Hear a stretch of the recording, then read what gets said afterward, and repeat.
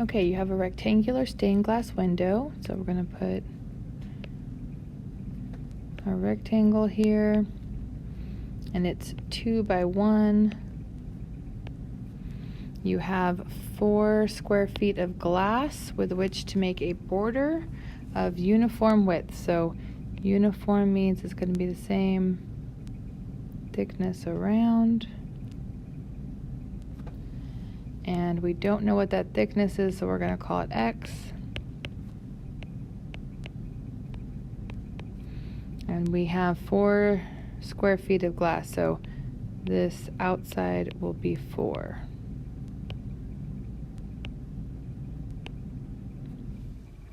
And we want to know what the width of the border should be. So the area of the border equals 4. We're going to take the area of the large rectangle and subtract the area of the small to equal that border, right? Because if I took the area of the big rectangle and removed the center, then I would have just the border. And so the length and width are what we need.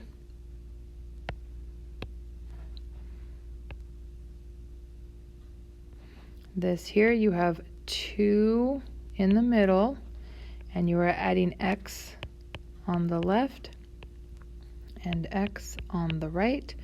And to simplify that, that would be 2X's plus your 2. On the other side, we're going to do the same thing.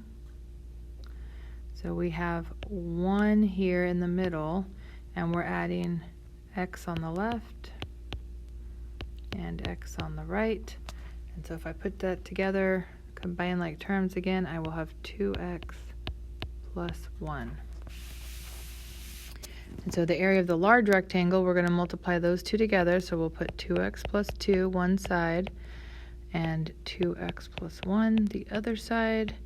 And we'll subtract the area of the small rectangle, which would be this in here, the 2 by 1 original board.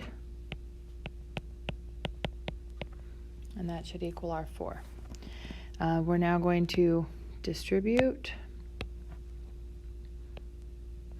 I'm going to get 4x squared here. Multiplying there, I get 2x, 4x, and a 2. I'm going to multiply 2 times 1, which is 2. The 2 minus 2 cancel, so I'm going to cross those out. And I'm going to move everything to one side so that we can solve. I'm putting like terms together to make 6x. And so since we have a quadratic, it's your choice. You can try to factor, and if it factors, you can solve. If it does not factor, then you can use quadratic formula.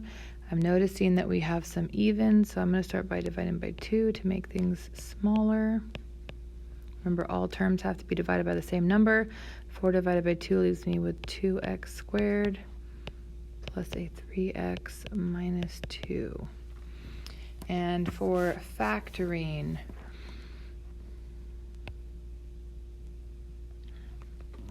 we take the first times the last, so 2 times negative 2 is a negative 4.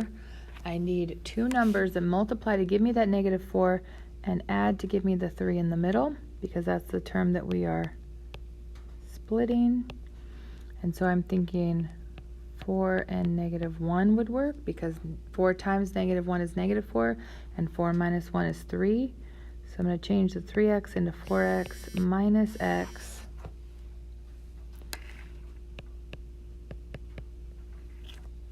Again, we didn't do anything but manipulate the 3x. So the 3x is sitting right here. It's a 4x minus an x.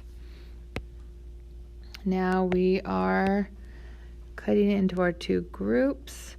For the first group, the 2x squared and the 4x, I see a 2x in common. So that's the GCF, leaving, whoops, not a 2. Okay, not a 2, but just an x. The 4x divided by 2x will leave a 2. On the second group, the negative x minus 2, the only thing I see is the negative 1 that they have in common. Dividing a negative x by negative 1 would leave a positive x. Dividing negative 2 by negative 1 would be a positive 2 also, which is good because the parentheses do match. So I'm going to write my factored form over here. We are factoring out that GCF again. Remember, we're taking what this term and that term have in common. So they have an x plus 2 in common, and when I remove those, I will have a 2x and a minus 1. Again, when I take it out, the 2x is here, and the minus 1 came from there. Now we can set them each equal to 0, using that 0 product property, and solve. I'm getting negative 2, but I know I can't have a negative border.